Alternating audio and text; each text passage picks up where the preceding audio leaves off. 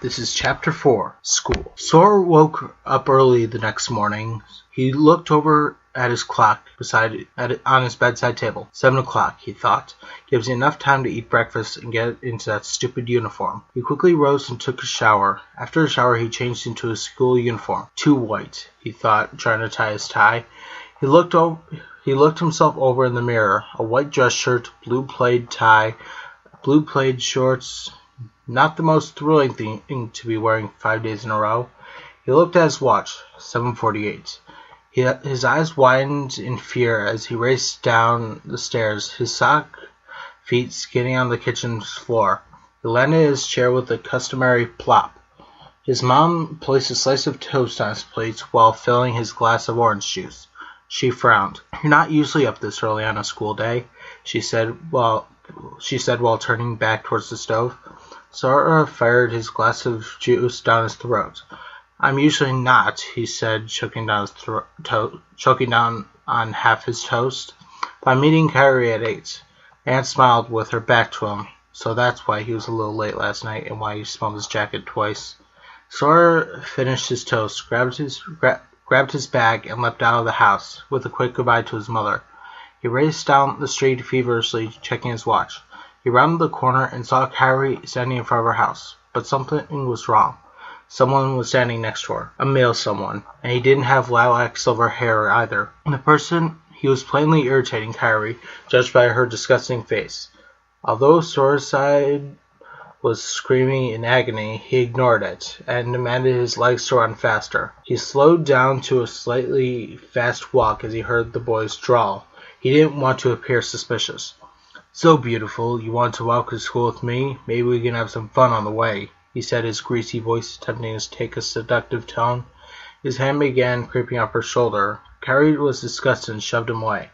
"I'm not going anywhere with you, you perv," she retorted. The boy looked as if he had been slapped in the face. He quickly recovered, being about a foot taller than Kairi, grabbed her arm with an evil grin forming on his face. "You're coming with me, whether you want to or not." Naminé faded in, a look of utter hatred claiming her visage. Her hands balled into fists. "Let go of her," she shouted in vain, but the boy took no notice to her, as if she wasn't even there. Sora's eyes widened in fear. Our nobodies can't make themselves seen anymore. Naminé turned around and looked to him with a pleading look. "Hey!" Sora yelled, his voice quivering with rage. He was just barely able to keep his keyblade at bay. "I can't use that here," he thought savagely. The boy turned to look at him. Kairi's eyes filled with new hope. "Sora!" she cried out in happiness. This was the first friendly sight she had seen since she left her house. The boy shoved his free hand over her mouth to muffle any further outbursts. "So you're who she was waiting for. So you're the one who she was waiting for." His eyes glinted with evil intentions. "Go home, she's mine, you runt." Sora didn't back down. Instead, he took 2 steps forward and raised his hand and motioned for the punk to try and take him. The boy raised his eyebrow while smirking. "I guess I'll have to beat you to a bloody pulp. When will Pipsqueak learn that the tough guys always get who, what, and who," he stared at Kairi, "they want?" The boy raised his fist and charged like a bull at Sora. He was ready. Sora had fought foes that made his skin crawl. He defeated giant Heartless that made this punk look like a bug. Sora had beaten Sephiroth. Sora noticed that the boy was about to punch him in the face. In a flash, Sora's left hand grabbed his fist and stopped him dead in his tracks. The boy's face held a look of shocked surprise. He had been stopped, by a runt no less. Sora grinned and crushed his fist with his hand, just enough to make him squeak in pain, not enough to break bones. Sora released the boy with a shove. The boy shook his head, amazed at Sora's death grip. "I believe," Sora began deliberately maniacal grin on his face, "that Kairi doesn't want to go with you." The boy looked down at Sora in fear before looking at Kairi, who happened to be smirking with Naminé standing next to her, although he couldn't see her.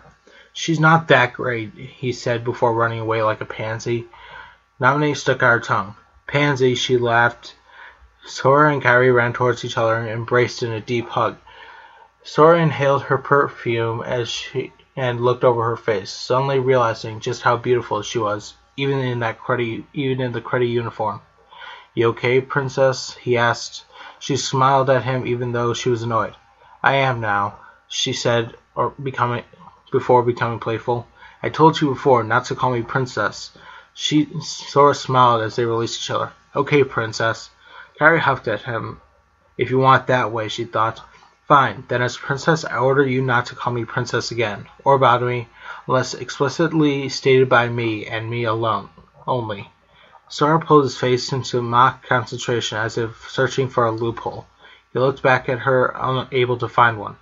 "Fine, Kairi," he said, handing her dropped book backpack. She smiled a sweet smile. "Thanks, Sora." Naminé looked between them. "You're weird," she said, before going back into Kairi. They smiled before walking to school. "So," Sora began after about 5 minutes, "has anyone else been troubling you like that?" Kairi shook her head. "No, I haven't had any other suitors." Sora grinned and took his trademark pose while walking. "That's good. I could barely keep the Keyblade away. I don't know if I could next time." "I hope there won't be a next time," she said sadly. "It took so much concentration to keep my own Keyblade away that, as he was able to grab me." They sighed. "Will things ever be the same again?" Sora asked. "I don't know, Sora. We really aren't the same now, are we?" Kairi said dismally, before her expression lightened up. "But whatever happens, we'll always be able to face it." They rose over a hill in the near distance. They could see school. It was a rectangular building with 2 floors made out of concrete. There wasn't much about it apart from the greenhouse and lush gardens in front of it. Sora noticed that people were already filing in. "Kairi," he asked, "what am I going to tell Titus, Waka, Selphie, and the others?" She thought for a moment as they continued. "Tell them," she began, an idea formulating in her mind, "that you were away visiting your great aunt on another island. You're lucky no one remembered you, or else you'd have to repeat a grade." Sora began sweating bullets, thinking of what his teachers would say if he couldn't do any of the work they requested. "Just say you forgot over the summer," Roxas said. Sora grinned. "Thank you very much, dear nobody," he thought, remembered with a pang what Pooh said whenever he dropped him. "I'm going to get you for that," Roxas growled. Sora laughed. "I'd like to see you try." Sora," Kairi said. He looked at her, still slightly grinning. "Yakai?" he said, deciding to use her nickname for once. "Why are you laughing?" Sora laughed and told her what he told Roxas, and she grinned and laughed back. "Roxas is going to get you for that." Sora grinned at her as they stepped through the front doors. "I'd like to see him try." The two of them headed for the main office, where they collected their timetables and lockers, which coincidentally happened to be right next to each other. Sora looked up from his timetable as he deposited his backpack in his locker. "What have you got this semester, Kairi?" he asked. She looked down at her own schedule. First block, English with Miss Botterill. Second, Phys Ed with Mr. Soster. After lunch, chemistry with Label, and last, advanced weapons training," she recited. "Strange, it doesn't have a teacher listed for weapons training." "Maybe that means there's more than one for our class," Sora began as they began walking through the hallway. Kairi looked inquisitively at him. "What do you mean, our class?" Sora smiled. "My timetable is the exact same as yours, except I have a different phys ed teacher," he said while looking at her. She stifled an excited giggle as the bell rung while they walked into her English class. As it turns out, all their friends from the island were in it, except Riku. He was in a different grade. "Good morning, class," Mrs. Botterill said. She was about 5'2", with short black hair and round black glasses. She wore a black vest over her pink skirts and a pair of black dress pants on. "Good morning, Miss Botterill," the class chorused back while Sora and Kairi took their seats in the middle of the room. "This year I would like to start off a little differently," Botterill started. "I would like to get the writing portion of the course out of the way as soon as possible. In order for us to begin film study earlier, I would like each of you to write an essay or narrative on what you did during the summer." Much of the class protested outright, saying that they hadn't had to write something like that since elementary school. Two people, however, simply sat in shock. She can't be serious, Sora nervously squeaked to Kairi, who sat in front of him. Before she could answer him, Mrs. Botterill spoke again. For all those wondering, yes, I am serious. I wish to know you all better. I want it due for next Tuesday, and it has to be at least 500 words long. I've already booked the lab for this class and tomorrow. So let's head on over there. What do we do, Sora? Kairi asked him. We can't tell the truth, can we? Sora mulled it over. I think, he began, choosing his words carefully, that we should tell the truth. She doesn't have to believe it, but it's what we did, and, he continued with a smile forming on his face, it'll be far longer than 500 words. She giggled at him as they proceeded down the hallway, each person in the class talking to one another. So, Kairi started as they entered the lab and logged onto the computers, how will we do it, together or separately? Sora smiled sadly. Although our stories are connected, he said as he began opening a word processor, yours is different from mine. I think you should write your own about what you did and felt. That's what Mrs. Botterill wants anyway. Kairi sighed. I guess you're right, Sora. Sora? She looked at him. He appeared to have not heard her. His fingers were moving faster than lightning. Everything appeared a blur around his keyboard as the sound of stroking keys filled the room. Kairi looked at her own screen and began to type. Sora felt as if he were emitting a great flood of memory and directing its flow at the screen. All of his thoughts, feelings, and memories flowed out into his mind and onto the page like lightning. He had to be typing over 200 words per minute. Kairi was typing up a storm next to him, her face in deep concentration. Unbeknownst to everyone in the class, Roxas faded in behind Sora. Time for my revenge, he thought. Just as he was about to say something bad enough to distract the two Keyblade-wielding teens and cause them to draw them, Naminé appeared and clasped her hand over his mouth. No, Roxas, she pleaded. Don't say it. She was able to restrain him and forced him back into Sora by physically shoving him in. The whole scene went unnoticed to Sora as Roxas mentally pouted. By the end of class, Sora had finished parts 1 and 2 of his narrative. As the bell rang, Sora saved his work and began shaking his hands. Whoa, he said. That feels good. Kairi rised and looked at him. What does? She said with a sweet smile. Typing faster than was ever physically possible? She asked as he placed an arm around her shoulder, a faint blush rising in their cheeks. No, he said, actually sitting down and writing it. He led them to their lockers. Waiting for them was Riku. So, he said, cocking his head and raising his eyebrow, what have you been up to? Sora took his arm off Kairi, much to her surprise. She was wishing he was still holding her. We were in the computer lab writing about what we did over the summer, Sora answered. Then he chuckled. I hope she'll accept it even though I started with last summer. I still have to write about this summer. Riku's eyes grew in wide amazement. You're writing that? He exclaimed. You better hope she doesn't believe you. Sora laughed nervously. Don't worry, I wrote little side essays on Heartless and Nobodies, explaining what they were for the purposes of my story, he explained.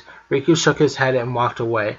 The rest of the day passed by uneventful, unless you call Roxas' continual attempts to get back at Sora uneventful, even Sora and Kairi never saw Naminé wrestle and pin Roxas to the ground in order to keep him from saying whatever it was he was going to say.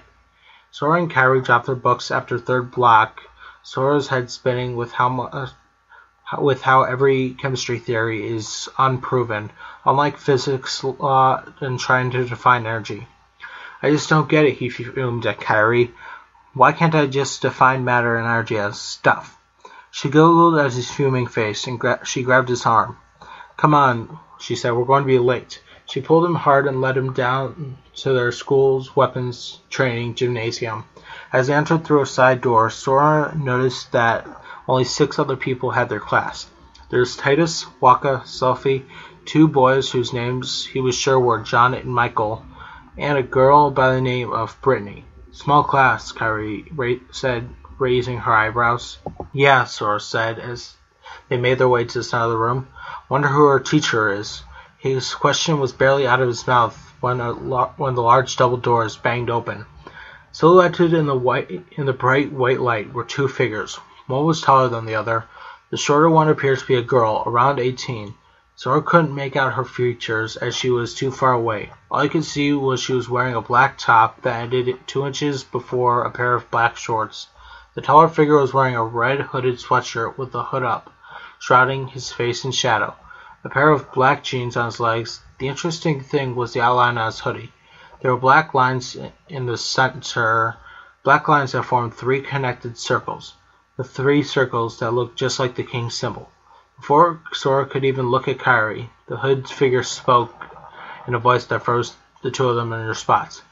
"We're your new teachers. Got it memorized?" And that was Chapter 4, School. I am Anime Guy 01. If you wish to be a voice in the story, please pretty much, as I've said before, message me on Skype at AnimeGuyKurosaki1 or message me on Twitter at AnimeGuy01. Thank you for listening. Bye.